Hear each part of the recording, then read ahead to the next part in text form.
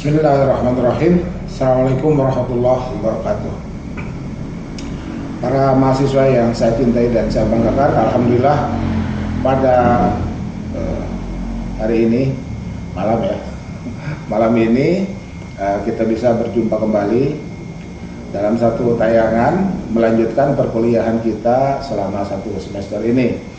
Kita tetap optimis COVID bisa segera berlalu. Saya tetap memanjatkan doa, mudah-mudahan ada berkahnya, mudah-mudahan ada hikmahnya. Amin ya Allah ya Rabbal Alamin. Pada tayangan kali ini saya akan melanjutkan dari tayangan sebelumnya. Jadi mohon maaf, tayangan sebelumnya kualitas gambar dan suara mungkin tidak terlalu baik ya. Waktu itu saya masih belajar menggunakan tayangan ya, menggunakan rekaman dan lain sebagainya. Penampilannya juga mungkin masih ya, yang penting ada wajah dan ada suara ya. Itu seperti itu, ada wajah, ada suara, dan ada tayangannya. Nah, mudah-mudahan tayangan malam ini jauh lebih baik dari yang kemarin-kemarin. Baik, seperti biasa, sebagaimana juga di kesempatan lain, di kelas lain ya, saya menggunakan buku Kotler Armstrong untuk pintu masuk ya, untuk pintu masuk mata kuliah kita. Sambil kemudian nanti insya Allah di beberapa tayangan ke depan akan saya perlihatkan buku marketing, Islamic marketing yang ada. Kemarin saya sudah kirim Islamic marketingnya Paul Temporal ya, itu seperti itu. Dan di buku Islamic marketingnya Paul Temporal kita bisa melihat bahwa pengertian marketing itu ada dua. Jadi yang pertama adalah konsep pemasaran yang bersumber dari sumber-sumber ajaran Islam, Quran, hadis, kemudian fikih ya, ya aqwal ulama ya, pendapat para ulama, Muslim scholar opinion. Yang kedua, Islamic marketing adalah marketing in the Islamic countries ya, jadi pemasaran di negara-negara Islam, di negara-negara Muslim, di negara-negara Muslim mayoritas maupun minoritas ya. Jadi sekarang ketika tourism ya, ini sebelum COVID ya, jadi asumsinya COVID tidak ada, tourism worldwide itu dengan jumlah populasi muslim yang ada di dunia yang hampir 13%, itu menjadi segmen tersendiri ya, menjadi segmen pasar tersendiri. Sekalipun di negara yang mayoritasnya non muslim, tetapi halal tourism. Jadi halal tourism itu berarti kan halal restoran ya, halal food, kemudian di hotel-hotel tempat di mana turis muslim itu menginap juga disediakan area khusus untuk muslim, misalkan ada buffet, ada tempat makan yang terpisah, kemudian juga menu yang ada juga terpisah, dan seterusnya. Dan itu sekarang menjadi menggejala di banyak negara di seluruh dunia, sekalipun mayoritasnya non muslim. Jadi ketika negara tersebut melihat ada pangsa pasar tertentu, ada potensial market dari wisatawan muslim, maka kemudian negara-negara tersebut dibuka atau disediakan produk-produk ya, baik barang ataupun jasa yang memenuhi kriteria halal compliance itu ya. Nah, terkait dengan istilah apakah compliance atau obedient, ya silahkan didiskusikan ya, apakah yang tepat itu compliance atau obedience ya. Sama-sama patuh, tetapi obedience jauh lebih mengikat ya, sepertinya jauh lebih mengikat dibanding dengan sekedar compliance. Kalau compliance itu lebih pada kesadaran, ya kita sadar, tetapi ketika regulasi tidak mendukung ya di negara tertentu, termasuk di negara kita misalkan, ketika regulasi tidak mendukung, maka compliance menjadi meaningless ya, menjadi tidak punya arti apapun ketika Hukum tidak mendukung ya. Hukum dalam pengertian peraturan perundang-undangan yang berlaku di tempat di mana Muslim peoples berada, apakah dia sebagai konsumen ataupun ya konsumen fix ya, jadi dia menetap residensi yang ada, ataupun sebagai turis ya, Baik, di tayangan sekarang ini kita akan melihat, jadi ini chapter 2 di bukunya Kotler itu narasi atau frasa judulnya adalah Company and Marketing Strategy Partnering to Build Customer Relationship. Jadi perusahaan dan strategi pemasaran bermitra untuk membangun hubungan pelanggan ya, itu seperti itu. Oke, seperti apa? Mari kita lihat ya.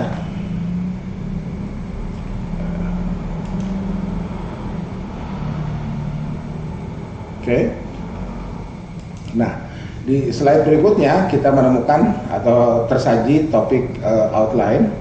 Topik outline-nya adalah perencanaan strategis dari seluruh perusahaan ya. Artinya company wide itu ketika ini diasumsikan korporasi ya. Korporasi, jadi perusahaannya besar, terdiri dari beberapa bagian ya. Jadi dari company wide itu dari secara keseluruhan ya, perencanaan strategik secara keseluruhan dari perusahaan. Kemudian ada anak judulnya Defining Marketing Role ya, menentukan peran pemasaran.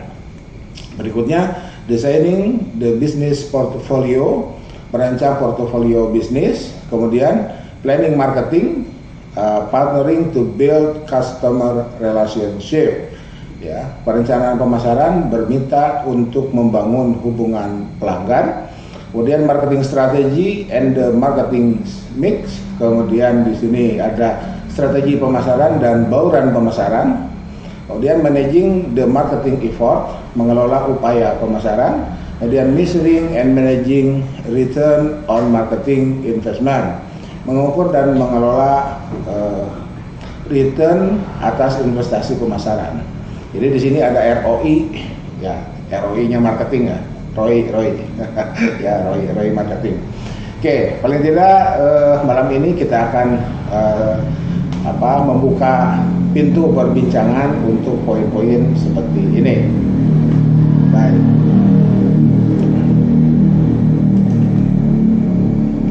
Oke, company-wide strategic planning, ya, perencanaan strategis dari seluruh bagian perusahaan. Yang dimaksud dengan strategic planning adalah the process of developing and maintaining a strategic fit between the organization's goals and capabilities and its changing marketing opportunities. Gimana? Terjemahkan jangan? Ya, oke lah.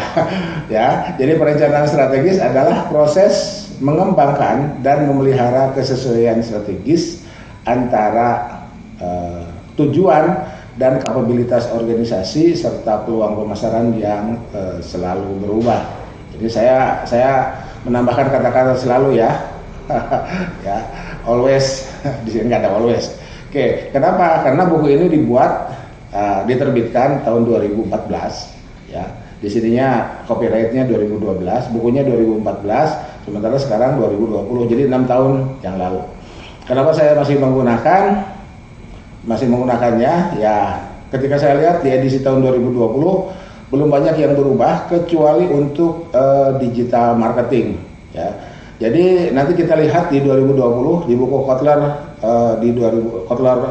Armstrong di 2020 itu ada digital marketing dibahas sedemikian dalam ya. Ya paling tidak dalam itu dalam batas-batas pembacaan saya, karena bukunya juga baru terbit ya. Bukunya baru terbit, nanti akan kita lihat seperti apa perbedaan dan dasar antara buku edisi 2020 dengan edisi 2014 itu. Yang lain-lainnya masih sama, atau paling tidak secara substantif tidak terlalu banyak perubahannya. Baik, kita lanjutkan kembali. Oke. Nah, strategic planning untuk company wide itu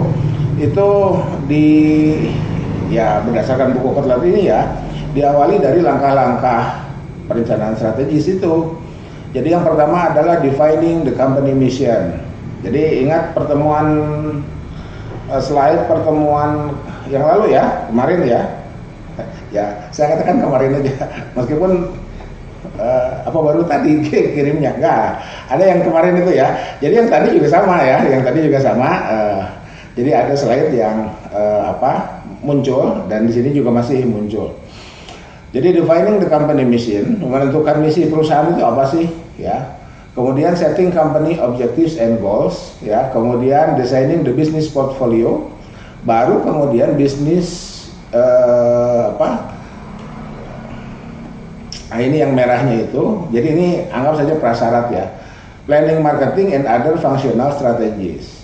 Jadi kita menentukan ini, ya, menyusun ini setelah kita menentukan ini dulu pada tingkat level korporasi. Pada bisnis unitnya, tempat di mana kita berada misalkan, baru dibuat kemudian, ya. Jadi di sini ini lebih ke apa? Lebih operasional lah ya, lebih operasional. Di sini lebih konseptual, ya. Ya kita tahu lah ya, ketika kita belajar manajemen strategi kan visi misi itu lebih konseptual ya. Baru tujuan sasaran itu lebih operasional, bahkan SOP ya, bahkan SOP. Oke. Slide berikutnya. Nah ini. Slide berikutnya, company strategic planning, defining a market-oriented mission, ya, mendefinisikan misi berorientasi pasar. Jadi seperti apa sih misi berorientasi pasar ini? Di sini ada muncul Google ya. Kami membantu Anda mengatur dunia informasi dan membuatnya dapat diakses secara universal dan berguna. Itu ya. Ini Google ya sekarang. Jadi ya meskipun kita masih menggunakan search engine yang lain, tapi tetap istilahnya googling ya. Jadi udah nge-brand. Jadi diingat kembali kekuatan brand itu ya, branding gitu ya. Ya mohon maaf misalkan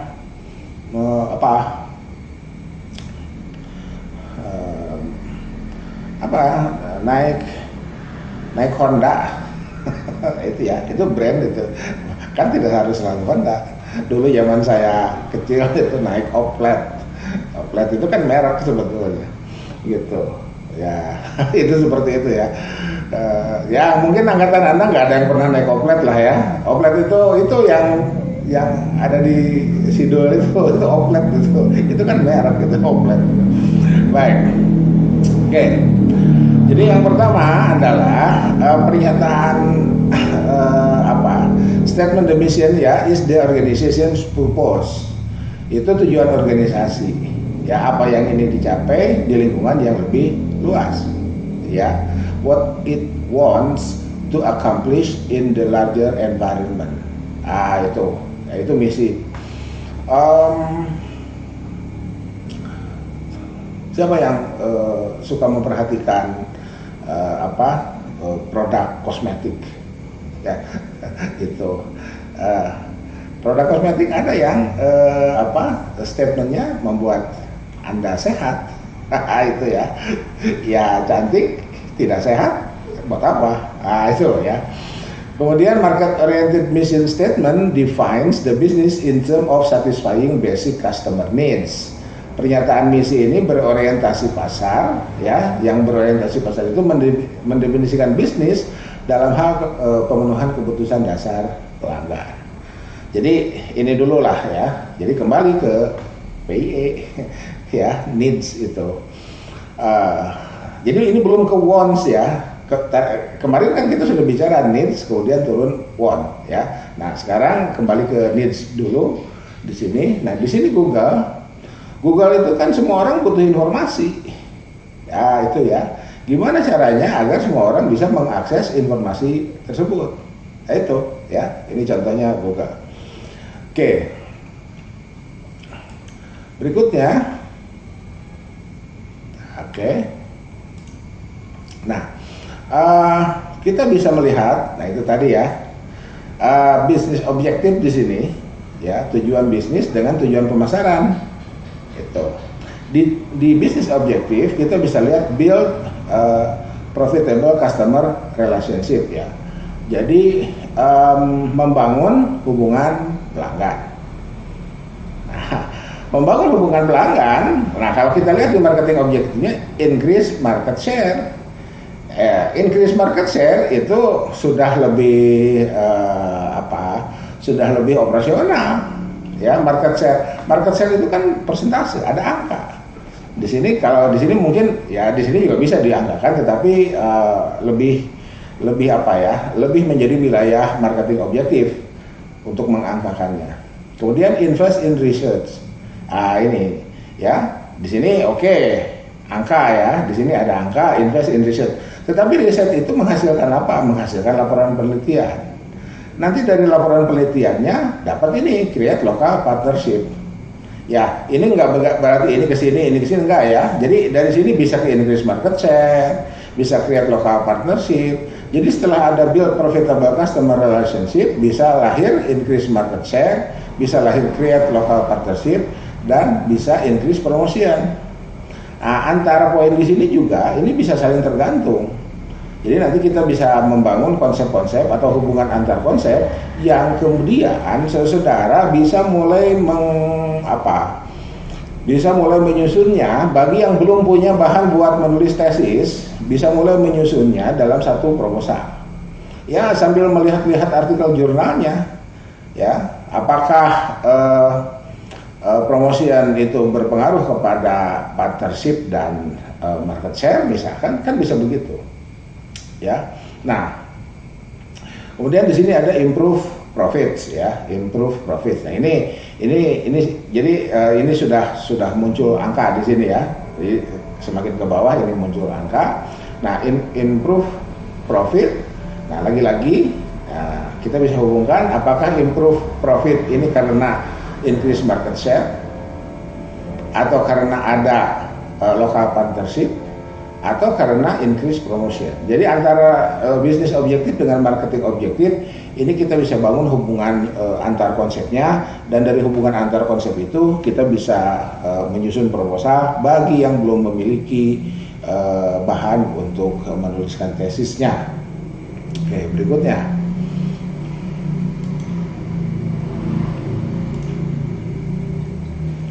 Oke, company-wide strategic planning, designing the business portfolio. Nah, ini merancang portfolio bisnis ya.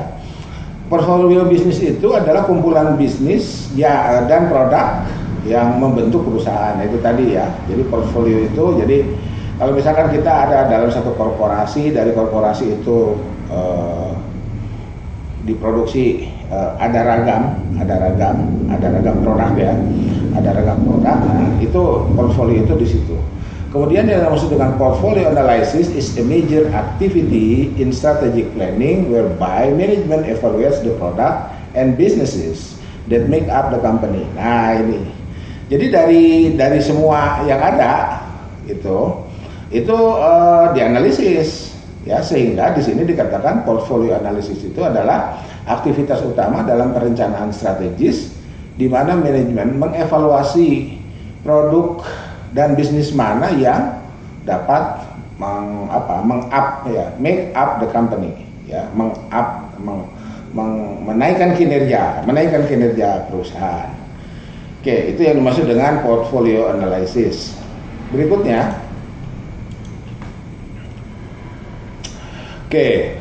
analyzing the current business portfolio ya, menganalisis portfolio bisnis saat ini. Jadi ketika kita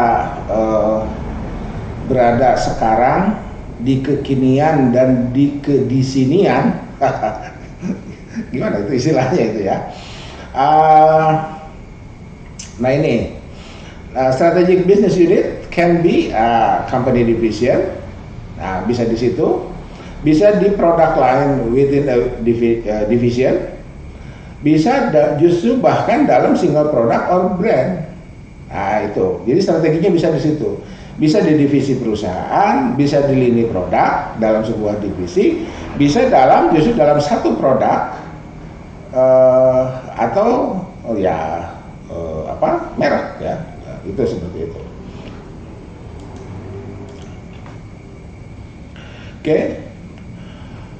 Oke.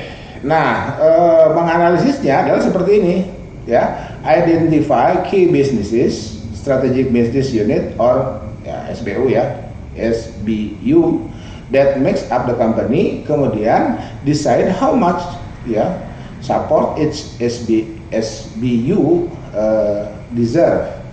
Nah itu, jadi identifikasi bisnis utama ya yang membentuk perusahaan.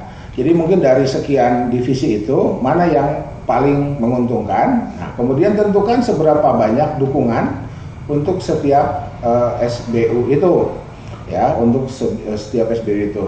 Mana SBU yang layak? Nah, itu ya, mana SBU yang layak dianggap, yang dihitung, yang diketahui dapat meng-up perusahaan itu, perusahaan tempat di mana kita berada. Oke, nah ini ini di hampir semua buku manajemen ada lah ya ini ya. Jadi secara umum, nah ini ada 4 gitu ya. Ada stars, ini yang market growth rate-nya high ya, kemudian relative market share-nya high, ini stars.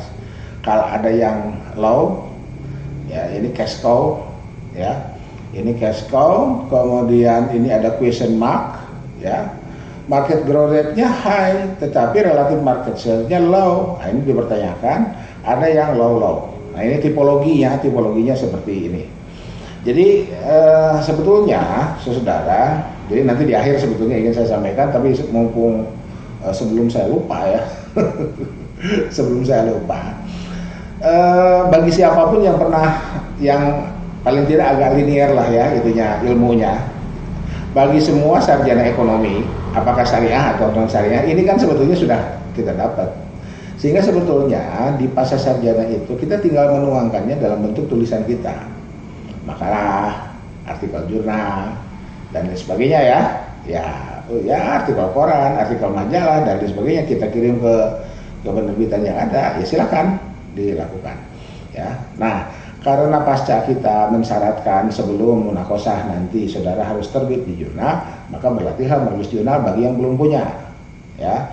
Bagi yang sudah punya, it's okay, ya. Tinggal tembus, ya mungkin jurnalnya belum Sinta, silahkan tembus jurnal Sinta, ya. Maksimum Sinta 2 lah, ya. Karena Sinta 1 itu udah Scopus, ya.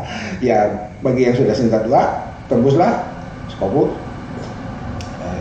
tembuslah Scopus, Thomson dan indeks Sing yang lebih tinggi.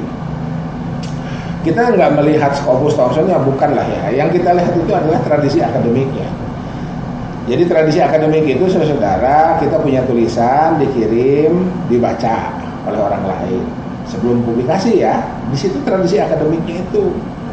Jadi bukan dan it's okay misalkan ternyata kita harus bayar misalkan gitu. Ya kan kita ketika kita memutuskan untuk submit artikel, kita itu menyuruh orang mengerjakan proses publikasinya, gitu ya. Jadi di situ ada apa? Ada applied ujroh ala qadril masyaqqah ya. Ada konsep, ada applied konsep makasuro fi'luhu kasuro sawabuh. Nah, itu ya. Jadi itu. Jadi ketika kita memutuskan untuk submit, berarti kita menyuruh orang untuk mengerjakan sesuatu, dan di situ ada timbal balik, dan juga tidak ada kepastian bahwa artikel kita itu pasti terbit, enggak, tergantung. Jadi gini, ya nanti kapan-kapan saya bikin tayangan lah ya. Pertama kita registrasi, setelah registrasi verifikasi. Oke, itu bukan orang yang mengerjakan ya, itu sistem. Gitu. Kemudian setelah verifikasi kita baru bisa login, submit. Nah ketika kita submit, itu yang buka itu orang. Nah itu berarti ketika orang buka, orang bekerja, ya si jurnal manager itu, ya namanya jurnal manager atau admin ya, admin jurnal. Berarti orang itu bekerja, dia bekerja menggunakan tenaganya, dia bekerja menggunakan pikirannya, dia bekerja menggunakan waktunya. Kalau kita gunakan opportunity cost, berarti berapa kerugian dia mengerjakan pekerjaan kita yang nanti ketika publish benefitnya ke author, ke kita. Dia dapat apa? Ya itu. Jadi jadi gini saudara, kalau ada jurnal yang menyatakan diri gratis, itu bukan gratis, pembiayaannya ditanggung oleh pihak lain. Misalkan jurnal yang diterbitkan oleh perguruan tinggi, lembaga riset dan lain sebagainya, yang lembaga-lembaga itu, institusi itu menyerap dana dari pihak lain, itu terserah lah. Perguruan tinggi dari APBN misalkan kan gitu ya, lembaga riset dari APBN, ya it's okay. Itu jadi ingat ngajar pembiayaan pendidikan, sorry. Jadi kita kan sering sering mendengar pertanyaan, ada beasiswa tidak? Ya saya sering bercanda. Ketika ada orang bertanya ada beasiswa atau tidak, saya balik bertanya, jawaban saya ya answer question with question ya. Anda bayar pajak nggak? Nah, cukup banyak orang bukan terkesima ya, mungkin terkesima atau apalah, heran gitu ya, heran. Kenapa Pak Anton urusannya dengan pajak? Lah, saya tanya, Anda dulu belajar ekonomi makro selesai nggak? Atau jangan-jangan pas sesi fiskal Anda ngantuk atau nggak hadir ya, dan nggak cek materi ya gitu. Itu jadi seperti itulah ya, seperti itu. Oke, jadi baik kembali lagi ke sini. Jadi ini ya mungkin tipologi atau apa istilahnya ya. Jadi ada empat kotak ini. Jadi ini ya adaptasi dari grafik Cartesius ya, kuadran 1. Ini nggak kuadran 1 ya, mestinya kan ke sini high itu. Mestinya star itu di sini ya. Oke. Nggak apa-apa lah, ini gambarnya seperti ini. Ini BCG ini ya. Boston Consulting Group itu ya. Ini gambarnya seperti ini. Baik, kita lanjutkan.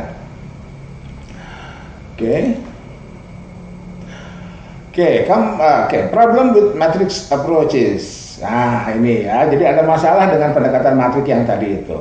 Ya, yang pertama adalah difficulty in defining SBUs and measuring market share and growth. Jadi yang pertama adalah kesulitan dalam mendefinisikan SBU, ya, dan mengukur pangsa pasar serta pertumbuhannya. Gitu. Jadi gini,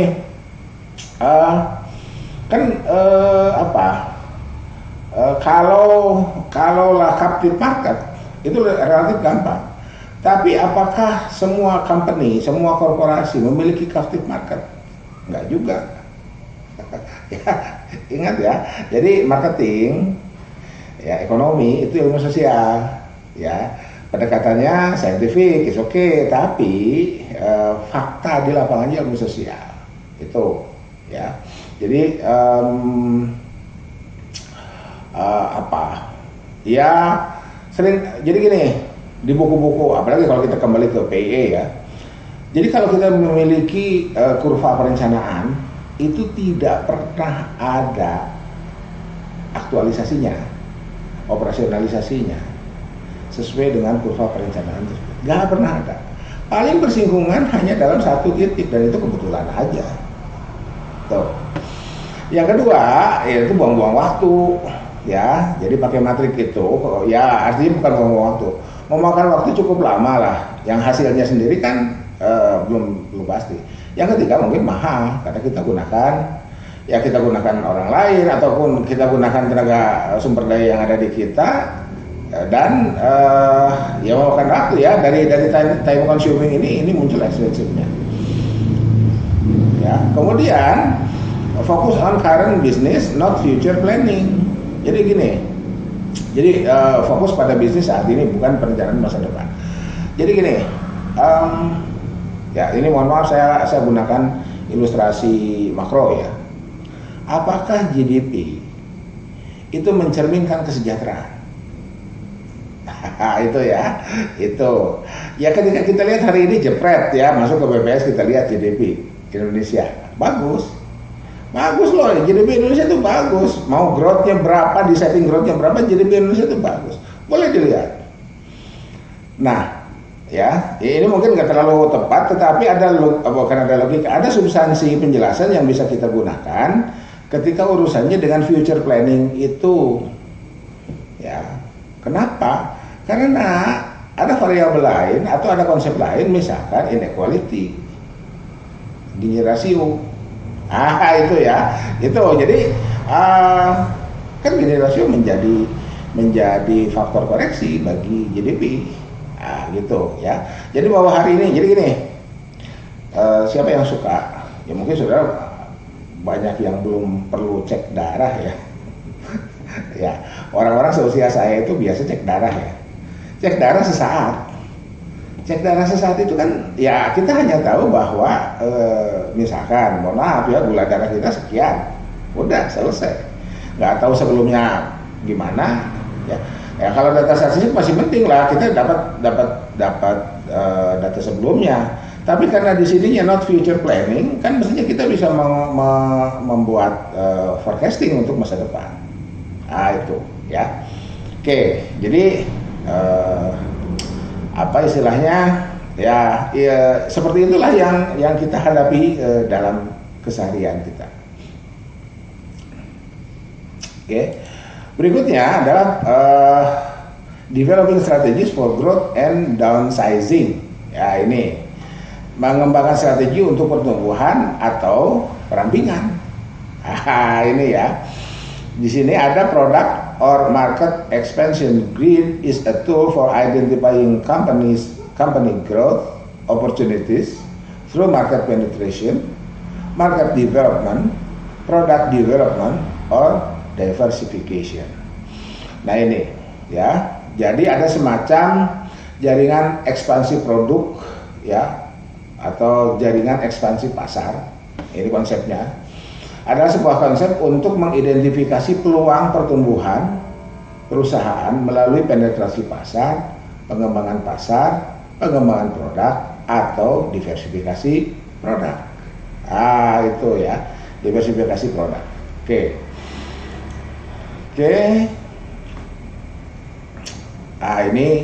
Ini apa gambarnya lah ya. Gambarnya seperti ini.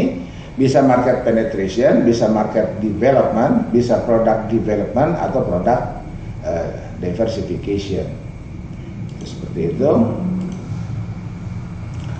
Oke. Berikutnya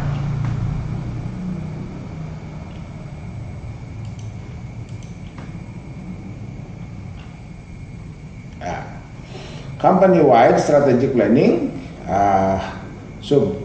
konsepnya adalah developing strategies for growth and downsizing. Berikutnya adalah rincian dari yang tadi kita sampaikan.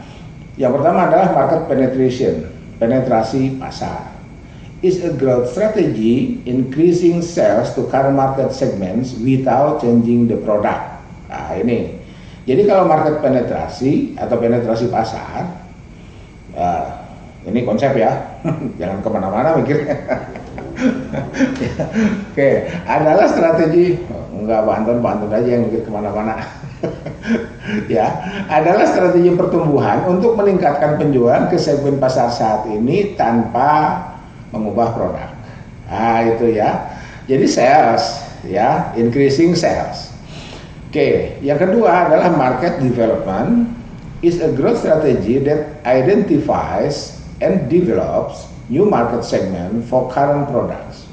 Adalah strategi pertumbuhan yang mengidentifikasi dan mengembangkan segmen pasar baru untuk produk saat ini.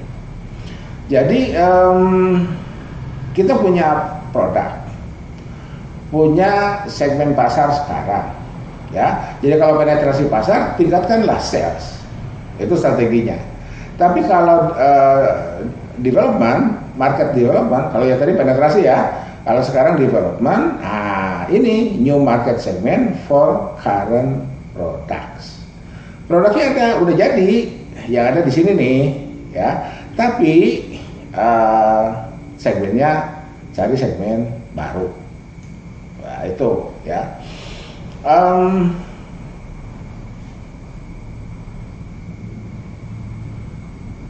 Android itu dulu untuk anak muda. Ya, sekarang orang tua pakai Android. Iya, termasuk dosen. Ya, dosen angkatan saya ini, mohon maaf ya, masih agak repot itu pakai Android itu. Ada yang orang Sunda bilang ucas-acos ya gitu. Ya belajar dulu, belajarnya ke siapa? Ke anak-anak, gitu. Jadi contoh market penetrasi apa? Ini ya, current product, ya current product di current market segment Android untuk remaja. Ya, S1 remaja lah ya. Ya, dewasa muda, ya remaja lah S1 itu. S1 kan 22 tahun selesai ya. Gitu. Nah, sekarang 22. Yang 52 tahun harus pakai Android. Itu ya. Itu contoh ya. Oke. Berikutnya, rincian berikutnya.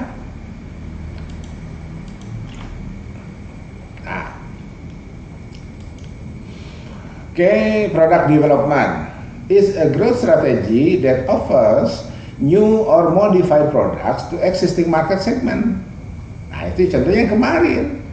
Kemarin kan bukan Android. Kemarin masih apa namanya istilahnya? Ya, BlackBerry ya. BlackBerry itu apa? Ya ada sih BlackBerry ya. Produknya kan BlackBerry ya. Apa? Ya yang siapa yang pernah pakai Nokia Pisang? Ya saya pernah pakai itu. Ya Nokia, Ericsson, kemudian apa ya yang sebelum Android itu. Nah itu ya. Jadi dimodifikasi. Dulu mungkin Android awal saya nggak ikuti lah ya. Yang saya nggak pernah. Jadi saya tahu tapi saya nggak ikuti itu lain itu ya. Kan sebelum ya ada lain dulu ya. Ada Talk to apa ya, ya pokoknya kayak nelpon gitu kan, nelpon dulu kayak kirim pesan suara gitu kan, itu dan itu cepat ya, dan itu cepat. Jadi contohnya seperti itulah. Nah yang berikutnya yang terakhir ini diversification ya, is a growth strategy through starting up or acquiring business outside the company's current product and market. Nah ini strategi pertumbuhan melalui apa?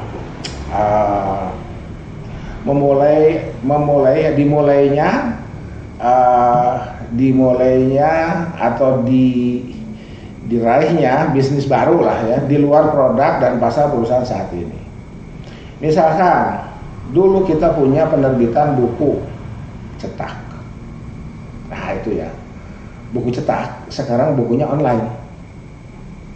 Itu ya, jadi itu buku cetak atau surat kabar lah ya. Jadi di luar produknya tetap informasi ya, tetapi ya, bentuknya, wujudnya itu berbeda. Ya, itu wujudnya berbeda. Dan marketnya pun berbeda. Kenapa? Karena yang di atas, mohon maaf ya, ini secara umum aja bahwa di sana ada kekecualian ya. Para orang tua yang masih baca koran misalkan usia 70, 75 dikasih tablet bingung itu ya, bukan bingung ya, mungkin bisa juga baca tapi tidak nyaman. Bahkan hari ini saya masih menemukan ada writer, pengetik, typer itu yang pakai mesin ketik. Ada, hari ini masih ada orang yang menggunakan mesin ketik gitu. Ya meskipun itu sudah sangat jarang, tetapi masih ada orang yang seperti itu. Ketika ditanya, ketika saya gunakan komputer, saya kehilangan atmosfer mengetik. Karena dia dari dulu sejak pertama kali ketik pakai mesin ketik, dan yang dia merasa kehilangan itu adalah suara mesin ketik yang cek itu. Cek sekian mendekati habis baris, tring. Nah, itu bahwa sekarang sudah hampir tidak ditemukan orangnya, ya. Tapi bahwa orangnya masih ada, masih. Dari mana Bantuan tahu orangnya ngomong saya sendiri ke saya, ya, gitu.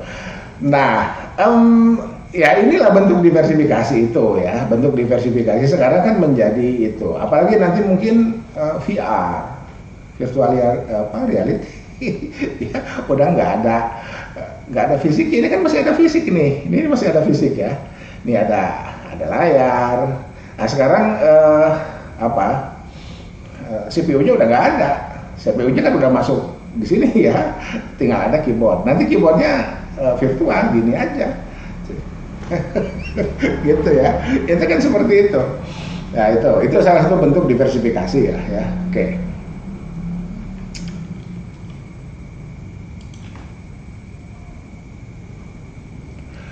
Oke, berikutnya downsizing perampingan ya.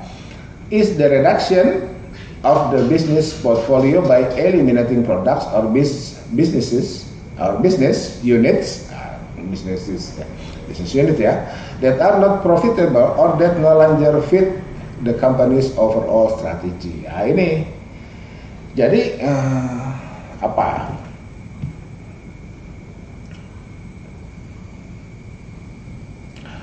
misalkan kita bekerja di perusahaan yang memproduksi mesin cuci. Dulu kan mesin cuci itu cuma giling ya, muter. Setelah itu orang Sunda bilang dikelabkan ya, dibersihkannya diambil, diguyur, tetap masih manual pakai tangan. Sekarang sudah diguyurnya itu, jadi kalau pakai fikih itu masih jadi kalau misalkan ada najis ya atau haram ya di mesin cuci itu belum suci loh. Harus diguyur loh ya gitu kalau pakai mesin cuci manual itu. Nah sekarang air yang orang sudah bilang ngelabgen itu masuk ke situ dan najasahnya itu teralirkan, sehingga ketika kita buka mesin cuci itu pakaiannya sudah kering ya hampir kering lah ya, atau mungkin ada yang teknologi yang sudah kering ya, itu seperti itu, sehingga tinggal di kibling ya di kipas gitu, jemur sebentar langsung setrika. Atau mungkin nanti ada yang langsung mesin cucinya langsung setrika sendiri gitu kan. Iya, boleh jadi ada, di film-film kan sudah ada sekarang. Nah kalau sekarang teknologinya sudah seperti itu, maka mesin cuci yang tadi itu sudah harus dieliminasi ya, sudah tidak profitable lagi. Itu downsizing itu seperti itu ya. Contoh lain bisa lebih banyak kita temukan. Oke, yang berikutnya ini rantai nilai ya. Rantai nilai is a series of departments that carry out value creating activities to design, produce, market, deliver and support a firm's product. Coba lihat ini gambarnya aja nih ya, pada ketawa ceria semua ya. Jadi rantai nilai adalah serangkaian unit bagian departemen ya yang melakukan aktivitas penciptaan nilai untuk merancang, memproduksi, memasarkan, mengirimkan dan mendukung produk perusahaan. Jadi semacam sistemik lah, antara satu bagian dengan bagian yang lain itu tidak terpisah ya. Itu yang dimaksud dengan rantai nilai. Nah, untuk apa? Mari kita lihat value delivery network. Belepotan. Oke, kita lihat. Is made up to the company, supplier, distributors, and ultimately customers who partner with each other to improve performance of the entire system. Ini ya, makanya tadi saya katakan sistem begitu. Jadi jaringan pengiriman nilai ini terdiri dari atau berada berada di dalam ya, itu di perusahaan, di company Jadi ketika kita bicara company seolah-olah kita berada di situ ya. Tapi ketika kita berada di supplier, kan kita bisa jadi beradanya di sini. Maka yang jadi company adalah supplier kita. Ya, gitu. Ya, atau kita berada di distributor. Yang menjadi suppliernya ya supplier ya company ini. Nah, gitu ya. Itu seperti itu. Ya, bahan baku, hulu, manufaktur. Nah, biasanya company itu manufaktur ya. Nah, kemudian agent atau langsung ke ya tiga lah ya, bahan baku, manufaktur, konsumen, pasar ya. Jadi bisa jadi begitu tentunya. Oke. Jadi ini. Jadi semuanya ini improve performance ya. Partner with each other. Jadi saling bekerja sama to improve performance of the entire system. Jadi gini, ketika kita berada di company, di manufaktur, nggak ada supplier, nggak ada pemasok bahan baku, gimana mau kerja? Supplier ada, kita mesin canggih, kita berada di manufaktur, nggak ada konsumen, atau nggak ada distributor, nggak ada yang jaga gudang, nggak ada agent segala macam, sampai ke konsumen gimana? Gitu. Ya bisa universal, istilahnya apa? Bukan universal store ya. Sorry saya lupa istilahnya itu. Jadi di gudangnya di situ, tokonya di situ, pabriknya di situ. Ya ada yang begitu ada. Silakan lihatlah ke mall-mall itu ada itu ya. Saya nggak enak nyebut merek ya. Itu ada yang begitu ada. Jadi untuk jenis tertentu, untuk jenis produk tertentu ada yang begitu. Oke, ya. Gitu. Jadi value delivery network itu seperti itu. Jadi oke, saya jadi ingat perkataan Ibnu Hajar ya. Inna hajatal insan tata'alaku bima fi yadi sahibi. Itulah kenapa kita nggak bisa hidup sendiri. Itu ya. Saya pakai baju nih. Ini dari apa? Katun. Katun dari apa? Kapas, namanya katun kan? Ada katun. Jadi apa? Ada petani katunnya, ada pegawainya. Terus melalui proses produksi yang sangat panjang. Nah, masing-masing itu bekerja sama. Jadi saudara, saya kembali ke istilah Islamic marketing itu. Jadi gini. Ya ini mohon maaf ya, saya nggak enak sebelumnya ngomongnya ini, YouTube-nya kan publik ini.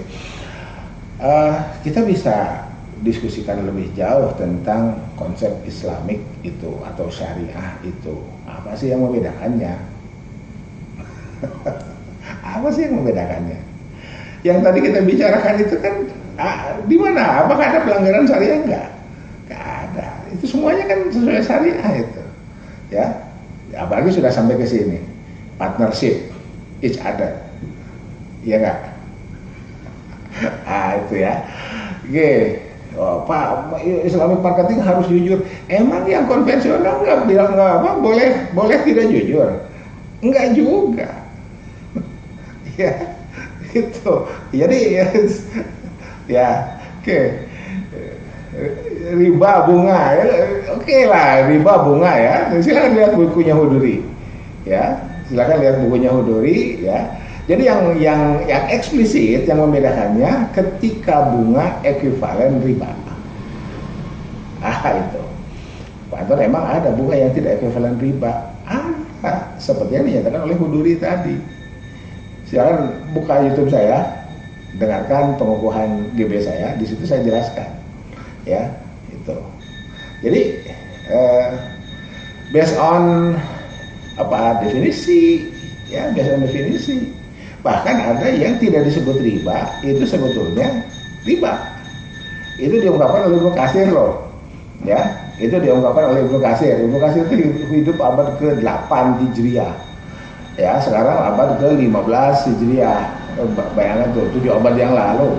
Iya itu, jadi kan itu ada artikel orang Malaysia yang tulis ya, saya baca, untung dengan cara enteng riba. Kenapa? Karena dalam Islam al-ujrah ala qadril masyaqah.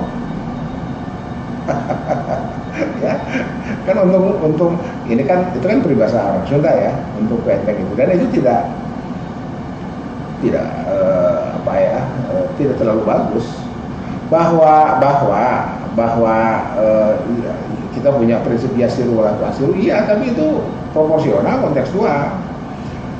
Bahwa kita harus memudahkan, iya, tapi ketika ujroh tidak ala qadril masyaqah, ketika sawab maka suruh fi'luhu tidak, maka suruh sawabuhu tidak ala kasroti fi'li misalkan, itu hati-hati ya.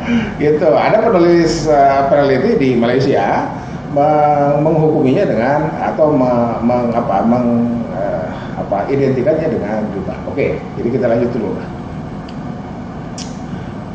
nih. Berapa nih? Waduh, sudah hampir 1 jam ya.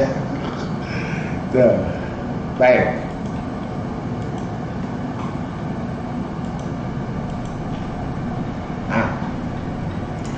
Oke, jadi di sini kita bisa melihat marketing strategi and the marketing mix di sini. Nah, oke, customer value and relationship-nya ini menjadi pusat kita, ya.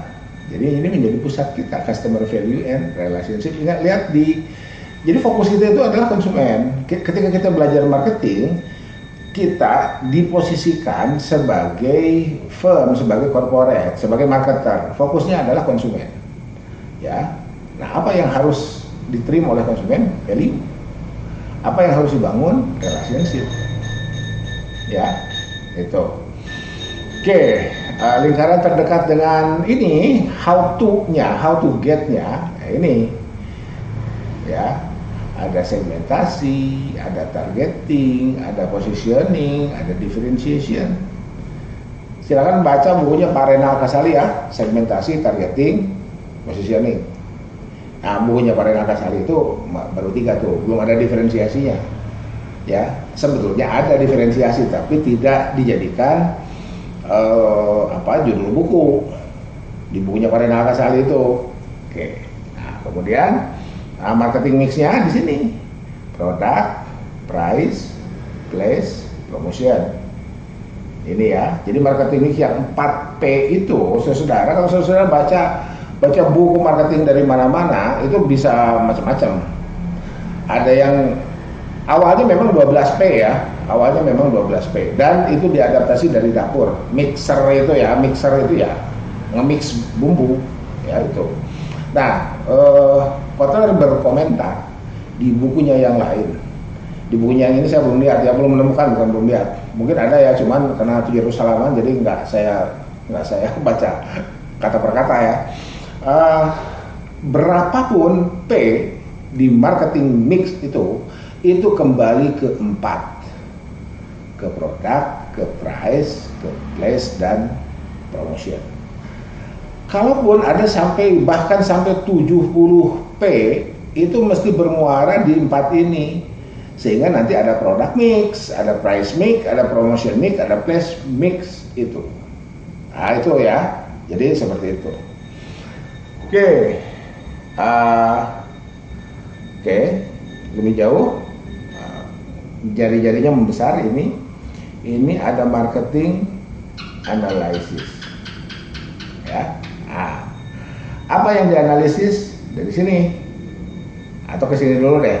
Marketing analysis, marketing planning. Jadi perencanaan itu kita susun berdasarkan hasil analisis perolehan periode sebelumnya. Ya, analisis periode sebelumnya, susun rencana ke depan, implementasikan, kendalikan. Nah, itu. Jadi kembali ke PIM, pengantar ilmu manajemen.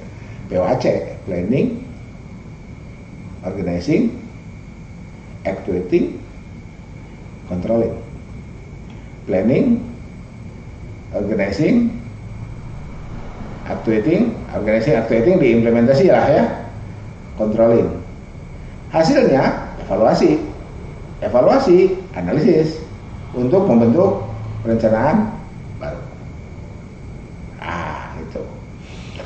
Eksternalnya ini ada kompetitor, ada marketing intermediaries, ada suppliers, ada publik. Itu ya. Jadi saudara, haram membunuh kompetitor. Oh, itu kompetitor, bunuh aja? Janganlah. Gitu ya. Kenapa? Karena kita membutuhkan keberadaan mereka. Ya. Jadi how to build relationship itu termasuk dengan para kompetitor. Saya kasih contoh kecil ya. Ini tidak berlaku umum, tapi ini contoh terjadi. Kita berada di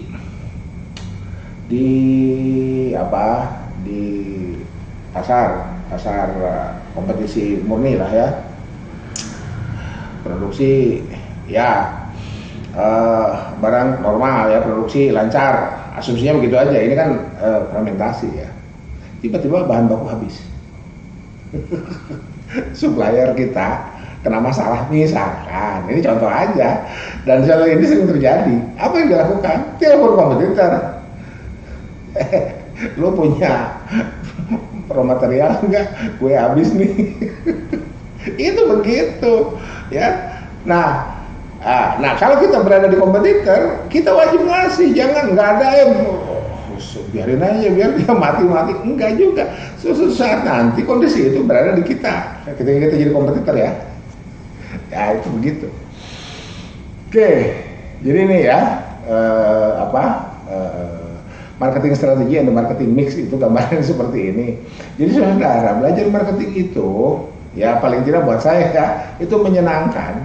Kenapa? Karena kita bisa melihat potret kehidupan kita.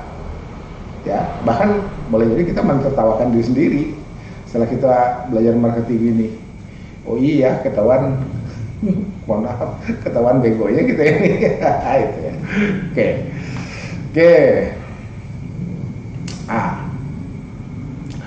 Berikutnya ya ini lanjut dulu lah ya, marketing strategi and the marketing mix ya. Berikutnya strategi pemasaran dan bauran pemasaran. Marketing mix itu bauran pemasaran ya. Jadi yaitu mixer itu ya, bumbu itu kan bumbu itu nggak mungkin satu-satu gitu ya. Kita makan bala-bala ya. Garamnya dulu, gulanya dulu, kan nggak begitu kan, harus di mixer ya, harus di blend ya gitu. Oke. Customer driven marketing strategy. Oke, di sini ada market segmentation is the division of a market into distinct groups of buyers who have different needs, characteristics, or behavior, and who might require separate products or marketing mixes.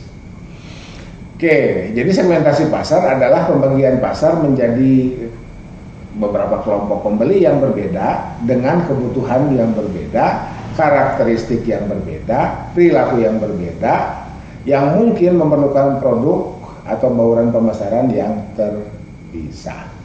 Itu segmennya. Itu apa? Itu segmentasi. Di segmen balita.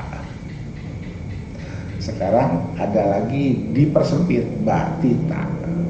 Karena udah masuk 4 tahun, 5 tahun itu udah beda, udah bukan bayi lagi. Ya. Jadi ada based on demografis, based on psikologis ya. Itu nanti kan bisa berkembang di situ segmen gitu. Oke, ya. Jadi itu. Jadi sama-sama bayi si A, kita lihat. Nah itu. Jadi gini, kenapa tetap kita harus kembali ke makro ekonomi? Karena dari situ pintu masuknya. Jebret inflasi. Berpengaruh nggak ke segmen pasar kita? Berpengaruh nggak ke konsep segmentasi pasar? Atau apa yang terjadi dengan segmentasi pasar kita? Ya, Kenapa? Karena di berikutnya ini ada market segment ini. Ya, is a group of consumers who respond in a similar way to a given set of marketing efforts. Adalah sekelompok konsumen yang merespon dengan cara yang mirip dengan serangkaian upaya pemasaran. Jadi gini,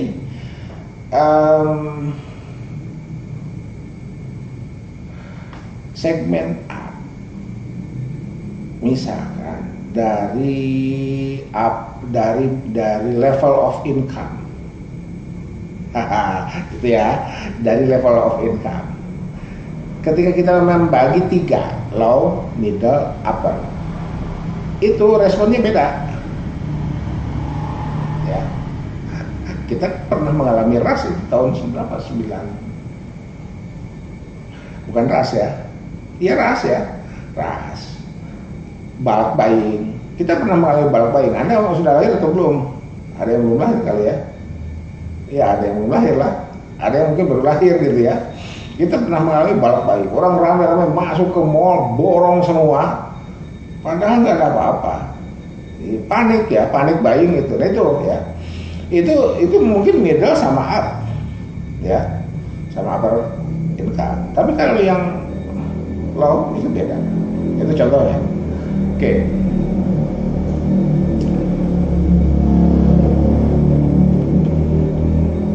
Itu segmentasi.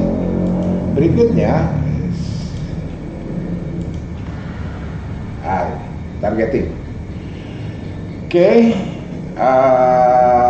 customer center marketing strategi ya.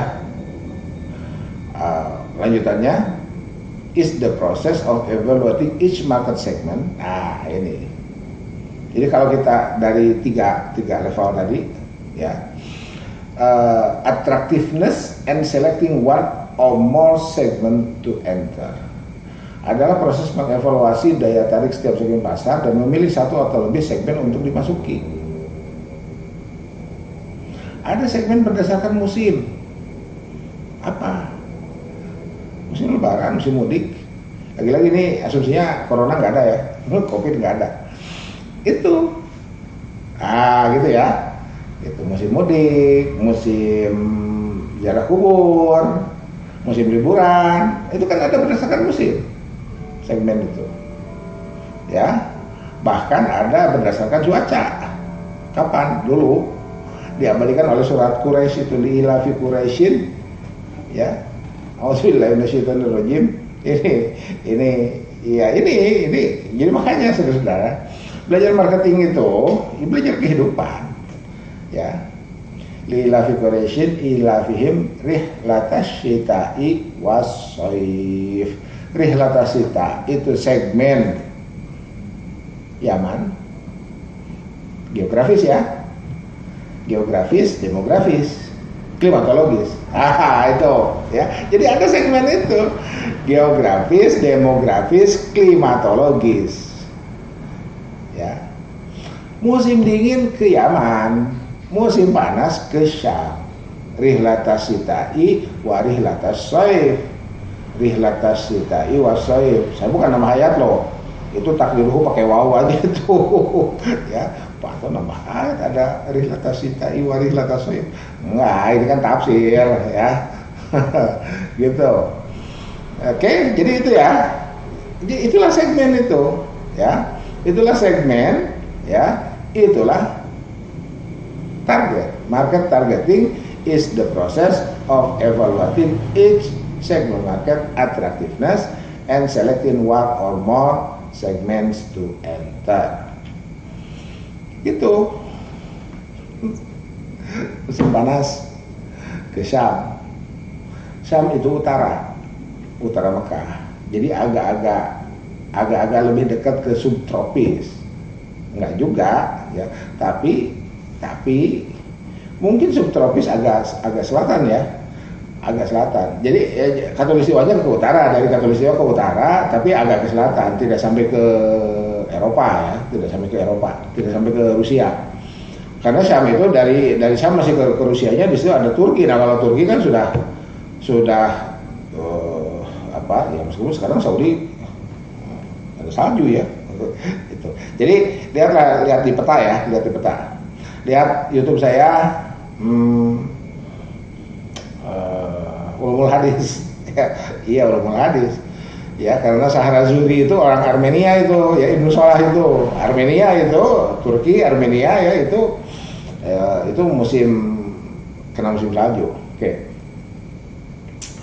Berikutnya, market positioning is the arranging for a product, ya, to occupy a clear, distinctive, and desirable place relative to competing products in the mind of the target consumer. Jadi bagaimana menghujamkan, itu ya, menghujamkan produk. Ini terjemahannya definisinya ginilah ya. Ya, mengatur produk untuk menempati tempat yang jelas, khas, dan diinginkan relatif terhadap produk pesaing di benak konsumen. Jadi menghujamkan konsumen. Jadi gini saudara, dulu belum ada jalan tol ya, sudah belum lahir lah. Sudah belum lahir.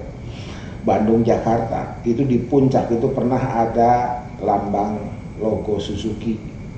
Ya S aja kayak gitu. Itu market positioning. Ya kan, apa sih gitu kan? Cuman lambang aja, cepret, ya logo Suzuki gitu, ada. Nah itu seperti itu ya. Oke, berikutnya, oleh karena itu kita sampai kepada marketing mix. Setelah kita tadi menerima penjelasan itu, jadi kita kembali ke sini dulu deh. Ini ya, segmentasi, targeting, positioning. Di sini ada ada produk, price, place, promotion. Mari kita lihat sekarang. Nah ini ya, is the set of controllable tactical marketing tools, product, price, place, and promotion that the firm blends. Tuh kan tadi saya bilang blend, mixer ya, to produce the response it wants in the target market. Seperangkat alat pemasaran taktis yang dapat dikontrol, dikendalikan, yang tadi, produk, price, place, and promotion, yang dipadukan perusahaan untuk menghasilkan respon yang diinginkannya di pasar sasaran. Tuh, ya lanjut dulu lah ya. Udah malam ini. Inilah ya, ini ya, ada produk mic-nya ini. Ya, kemudian bisa dibaca lah ya. Ini price, ada list price, diskon, allowances, payment, price-nya, channel coverage, ya, promosinya, advertising, personal selling, dan sebagainya. Ini saya ngebut aja dulu. Ya, udah 1 jam lebih soalnya. Pulsa Anda habis. Ya, nanti jadi gini saudara. YouTube saya silakan diunduh. Jadi saudara nggak usah mikir, waduh nanti jam tayang Pak Antonnya sebentar. Nggak usah pedulikan. Ya, bukan nggak usah pedulikan. Ya saudara mau nonton pakai pulsa, hitung nyumbang saya ya, makasih. Tapi bukan itulah ya sasaran saya, itu target saya itu bukan itu.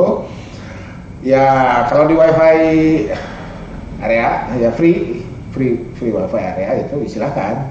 Tapi kalau enggak, daripada pulsa Anda habis, mendingan cari ya free hotspot itu, yang free itu unduh, tonton tanpa kuota. Tuh ya, targetnya kan itu, bukan ya kalau saya tiba-tiba jadi YouTuber ya nuhun aja ya, makasih. Gitu. Oke, nah ini effortnya seperti inilah ya. Jadi dari sini ya, analyzing, planning, implementing, control. Ya ini feedback ya untuk planning in next period ya. Untuk planning di next period itu. Kemudian juga bisa menggunakan SWOT ya, bisa menggunakan SWOT. Kita lanjut dulu. Nah ini bisa menggunakan SWOT ya, internal, eksternal, positif, negatif. Ini matrik SWOT-nya seperti ini. Berikutnya, ini how to manage-nya ya, managing effort-nya kan harus di manage ya. Gitu. agak berapa ini, 1, 2, 3, 4, 5, 6, 7, 8, dan ini merupakan satu kesatuan yang tak terpisahkan ya, satu kesatuan yang tak terpisahkan. Berikutnya, oke, atau kita berhenti dulu lah di sini ya, kita berhenti dulu di sini. Nah, jadi sampai sinilah ya, sampai sini, nanti SWOT-nya kita lanjutkan insya Allah di pertemuan berikutnya. Udah lewat 1 jam soalnya nih ya. Ketayangan itu mestinya 15 menit selebihnya diskusi ya. Oke, sampai sini dulu. Mari kita sama-sama membaca doa kafaratul majlis. Subhanakallahumma wa bihamdika asyhadu an la ilaha illa anta astaghfiruka wa atubu ilaik. Billahi taufiq wal hidayah, billahi fi sabilil haq. Nasrul minallah wa watun qarib wa basyiris sabirin wallahu muwaffiq ila aqwamit thariq. Wassalamualaikum warahmatullahi wabarakatuh. Tetap semangat, tetap semangat, tetap semangat.